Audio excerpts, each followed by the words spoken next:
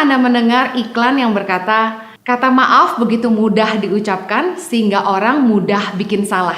Saya percaya bahwa tidak ada satu orang pun yang tidak pernah berbuat salah. Tetapi kalau kita mengerti bahwa waktu tidak bisa kembali, jangan lakukan yang akan engkau sesali. Saya percaya dalam hidup ini, setiap kita pernah memiliki penyesalan-penyesalan di masa lalu. Perkataan-perkataan yang tidak seharusnya kita ucapkan. Perbuatan-perbuatan yang seharusnya tidak kita lakukan. Keputusan-keputusan yang seharusnya tidak kita buat. Siksaan batin bagi banyak orang adalah penyesalan-penyesalan masa lalu yang tidak bisa ditarik kembali dan tidak bisa diperbaiki. Kita juga mungkin punya kekhawatiran-kekhawatiran akan taburan-taburan kita di masa lalu. Tapi saya ingin mengingatkan kepada kita semua untuk jangan merasa tertuduh karena masa lalu. Keputusan kita hari ini yang akan menentukan masa depan kita nanti. Kita tidak bisa mengubah di mana kita berdiri hari ini. Tapi kita dapat menentukan kemana kita mau pergi. Kita tidak bisa mengubah masa lalu kita. Tapi kita bisa memutuskan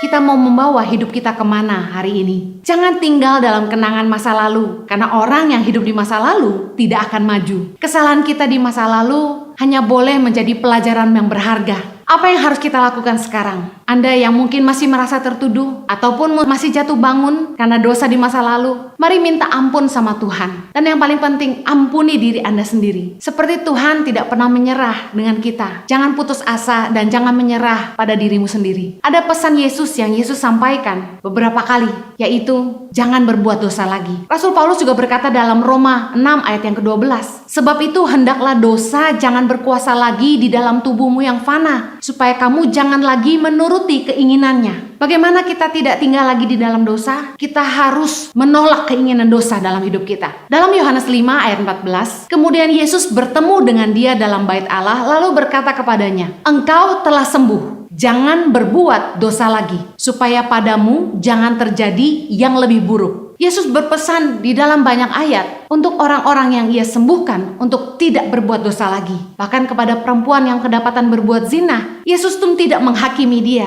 Tapi Yesus berpesan, pergilah dan jangan berbuat dosa lagi. Kita harus minta ampun sama Tuhan, mengampuni diri kita sendiri. Tapi satu hal yang paling penting, kita tidak boleh berbuat dosa lagi. Ada sebuah istilah, YOLO. You only live once. Anda hanya hidup satu kali. Menjadi alasan bagi banyak orang untuk hidup sembarangan. Mereka berkata, hidup cuma sekali, nikmati saja, lakukan yang kamu bisa. Justru kenapa kita nggak berpikir yang sebaliknya? Yes, justru hidup hanya satu kali. Jangan sampai ada yang kita sesali.